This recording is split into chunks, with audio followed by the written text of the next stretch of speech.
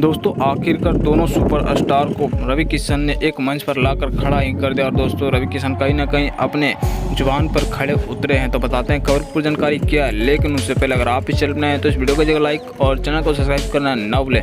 दोस्तों आप लोग को बता दें कि रवि किशन जो कि फिल्म फेयर अवार्ड में पहुंचे हुए थे और दोस्तों वहां पर काफ़ी सारे स्टार्स पहुंचे हुए थे, लेकिन दोस्तों इस अवार्ड शो में सबसे ज़्यादा चर्चा अगर किन्हीं की हो रही थी तो पवन और खेसारी, क्योंकि दोस्तों इनके बीच इतना न ज़्यादा विवाद और जातिवाद का ठप्पा लग गया था, जिसके कारण रवि किशन भी बोल दिए कि पर्सनली हमके ये अच्छा नहीं लगा।